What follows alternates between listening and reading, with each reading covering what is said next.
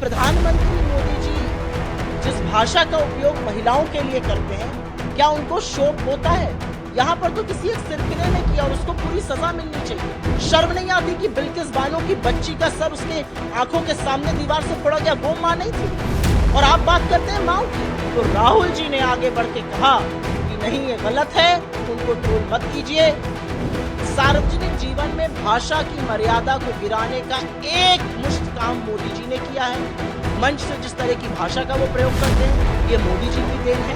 मैं बिल्कुल इसके खिलाफ हूँ। परिवार को, महिलाओं को, माताओं को इसमें नहीं घसीटना चाहिए। लेकिन मोदी जी जब उन लोगों को फॉलो करते हैं जो खुलेआम औरतों को रेप की थ्रेट देते हैं, गंदे मीम बनाते हैं, भद्दे मीम बनाते हैं।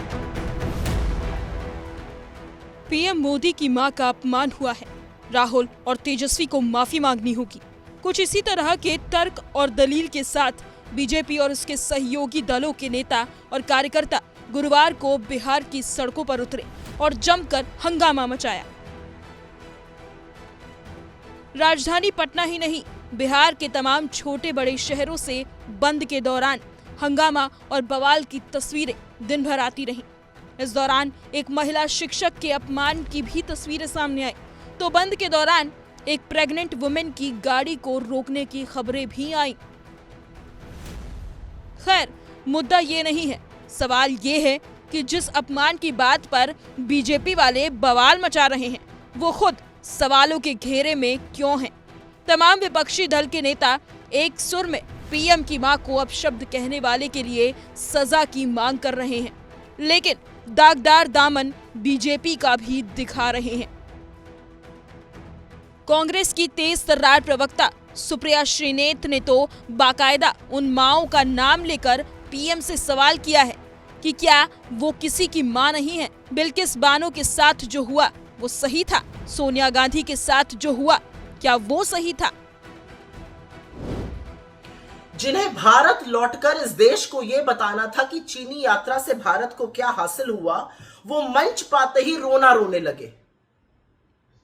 बताना तो दूर, मोदी जी ये कितना बड़ा दुर्भाग्य है कि आपको लगता है विदेश नीति का मतलब है जबरन ठहाके मार के हंसना। आपको लगता है विदेश नीति का मतलब है किसी के साथ गाड़ी में बैठकर चल देना। आपको लगता है विदेश नीति का मतलब है कि कोई आपका 10 मिनट इंतजार कर ले। राष्ट्रहित तो परे रख दिया आपने। असल में तो आपको वापस आकर यह बताना था कि जो आप चीन गए, पहले आप अमेरिका के सामने नतमस्तक थे, अब आप फिर से चीन के साथ गलबैया करने लगे।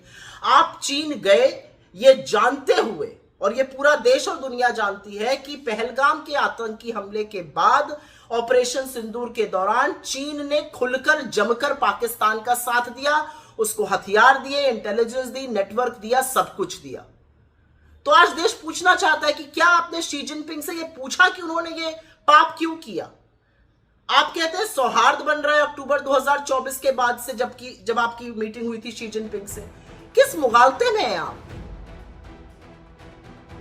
मां के अपमान और महिला के सम्मान की इस लड़ाई के बीच सुप्रिया श्रीनेत ने बीजेपी और खासकर स्मृति ईरानी को लोकसभा चुनाव का वो दौर भी याद दिलाया जब राहुल गांधी से चुनाव हारने के बाद उन्हें सोशल मीडिया पर ट्रोल किया जा रहा था, और सुनाते सुनाते मणिपुर कांड तक याद दिलाया। उस टाइम से और इस बीच चीन ने अतिक्रमण जारी रखा है। चीन हमें पेट्रोलिंग पॉइंट्स तक पेट्रोलिंग नहीं करने दे रहा है। हमारे जो बफर जोन्स है वो हमारी टेरिटरी में बने हुए हैं। चीन ने अप्रैल 2020 की यथावत स्थिति नहीं दोबारा से मुकम्मल करी है, और असलियत यह कि चीन खुलकर पाकिस्तान के साथ खड़ा है।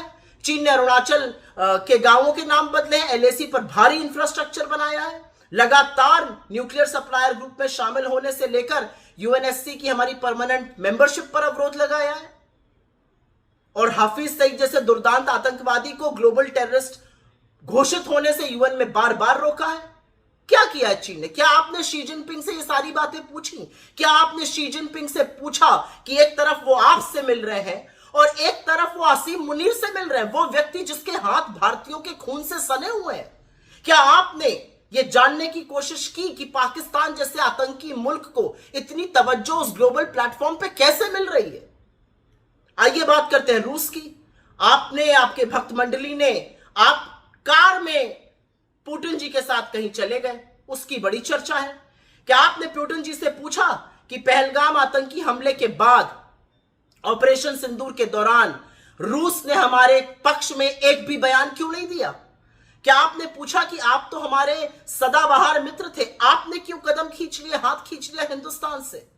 और एक बात का जवाब जरूर दीजिएगा मोदी जी कि रूस से सस्ता तेल खरीदकर आपने अपने पूंजीपति मित्रों को तो खूब फायदा पहुंचाया, उसका फायदा जनता को क्यों नहीं पहुंचा?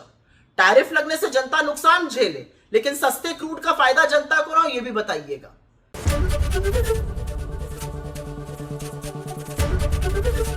एबीपी गंगा, खबर आपकी, जुबान आपकी।